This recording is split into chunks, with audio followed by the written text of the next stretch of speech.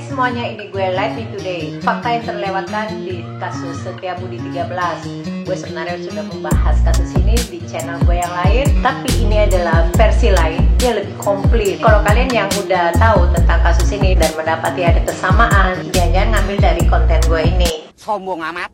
Atau bisa juga dari narasumber yang sama, karena cuma ada satu narasumber yang gue dapati. Ya udah, daripada kelamaan, gue mulai aja. Dua petugas yang kebanyakan di versi Wikipedia dan di kebanyakan berita-berita itu, termasuk gue juga di channel gue yang lama, ternyata bukanlah Satpam PT Garuda Mataram Motor, melainkan dua petugas ronda yang kalau zaman dulu sih bilangnya petugas siskamling ya, sistem keamanan keliling. Kalau sekarang anak kids zaman now kayaknya nggak tahu ya siskamling itu apaan sih. Pokoknya ini dua petugas yang jaga malam. Terus mereka berdua ini di pukul 2 dini hari itu sudah ngeliat ada dua dus yang ada di balik pagar seng dekat halte bis di Jalan Sudirman di Jakarta Selatan itu. Kedua dus ini mengeluarkan bau yang sangat busuk. Gini, bau daging manusia baunya beda. Ini seperti ada alarm di otak yang ketika hidung kita itu menciumi ada bau busuk, ini pasti udah tahu. Nah, kedua petugas ini pun segera melapor kepada Ahmad Sudarman yang tiba di kantor pukul 7.30. Segera mereka memberitahukan perihal dus ini, dan Ahmad Sudarman memperhatikan kedua dus yang berjejer di atas gorong-gorong air sekitar 4 meter dari pintu gerbang kantornya itu.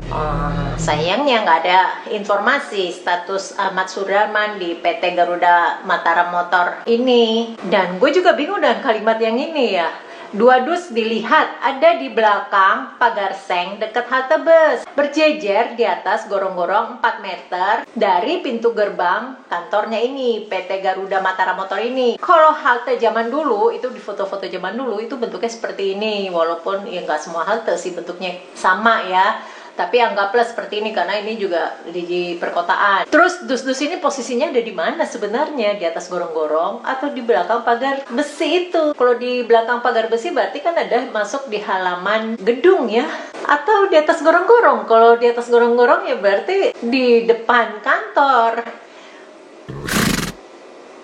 Kalau kalian dapat ilham mungkin bisa ketik di bawah ya, ikut diskusi. Nah, jadi Ahmad Sudarman segera membujuk petugas polisi lalu lintas yang sedang bertugas untuk memeriksa kedua dus itu. Tetapi karena polisi ini sedang sibuk, juga ya mungkin yang ada di pikiran, ngapain gue meriksa dua dus itu? Mending lo aja yang meriksa. Malah menyuruh Ahmad Sudarman untuk memeriksa sendiri kardus-kardus ini. Tapi Ahmad Sudarman tidak berani melakukannya. Gak berani. Simpelnya begini ya yang terpikir di benak gue, karena bisa jadi kenapa dia nggak berani, karena dia sudah rapi. Kalaupun ternyata dia memeriksa bahwa itu nempel ke dia, ya kayaknya nggak enak gitu lah, kecium orang gitu. Nah ya ini dia yang memegang peranan. Apa statusnya si Ahmad Sudarman di kantor tersebut? Apa dia pegawai atau bosnya atau entah siapa gitu ya. Karena kalau misalnya kedudukan si Ahmad Sudarman ini sudah tinggi di kantor tersebut, ya kenapa dia nggak nyuruh orang lain buat meriksa dus tersebut? Atau apakah mereka sudah ngecek kedua dus ini sebelumnya? Sudah sempat buka begitu? Pukul 9 pun mulai hujan rintik-rintik, lalu datanglah dua orang gelandangan pengais sampah. Yang satu wanita bertubuh kurus dan yang satunya pemuda agak gemuk. Ahmad Sudarman berdiri tak jauh 3 langkah dari mereka dan mendengar pembicaraan kedua gelandangan tersebut. Dia nguping gitu ya kalau dari tulisan ini. Nah, cuma dari tadi angkanya serba 2 ya, ada 2 dus, 2 petugas ronda, terus 2 gelandangan. Terus si wanita tua ini membuka salah satu dus sambil berkata, sambil melihat Ahmad Sudarman, "Daging pak, sudah agak busuk, mungkin sengaja mau dibuang." Terus yang lain nyambung, "Bawa saja, kalau sudah direbus kan enak, baunya hilang." Sudarman terus mengawasi sambil berpayung di bawah hujan.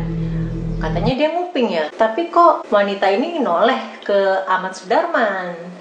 Terus lagi pula Ahmad Sudarman kok bawa payung sambil mengamati tak jauh dari mereka. Pukul 9 berdiri di depan kantor. Apakah mungkin Ahmad Sudarman ini bertugas sebagai satpam? Terus kalau dibilang Ahmad Sudarman mendengar pembicaraan mereka, gue meragukan ini ya. Karena si wanita itu menoleh ke Ahmad Sudarman. Dia bilang ini isinya daging. Lalu wanita tua itu mengais isi dus lebih dalam. Begitu tangannya memegang potongan daging, ia menjerit. Sepotong tangan merah darah kembali dilemparkannya masuk ke dalam dus. Dan kedua gelandangan berpakaian kumal tersebut buru-buru pergi dari sana. Kali ini Ahmad Sudarman punya alasan yang kuat memaksa polisi lalu lintas memeriksa kedua dus yang sejak pagi sudah mengganggu pikirannya itu.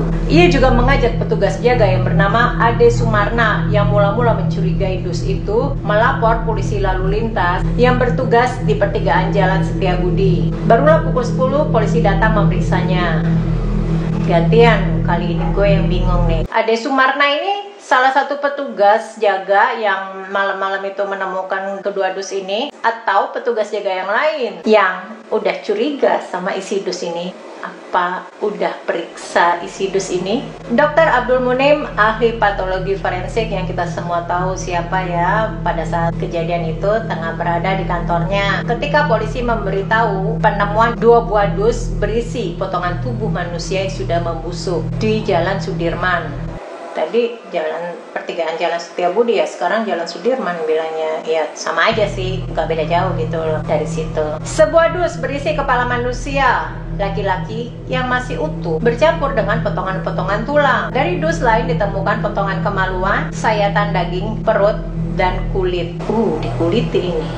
Tapi Jeep meriksa di tempat terbuka pada siang hari dengan banyak orang lalu lalang di situ. Kirain gue di analisa video gue yang lain itu, begitu tahu isinya apa, segera dibawa ke rumah sakit untuk diperiksa Dr. Abdul Munim. Tapi ternyata tidak loh, periksa di tempat. Oh no.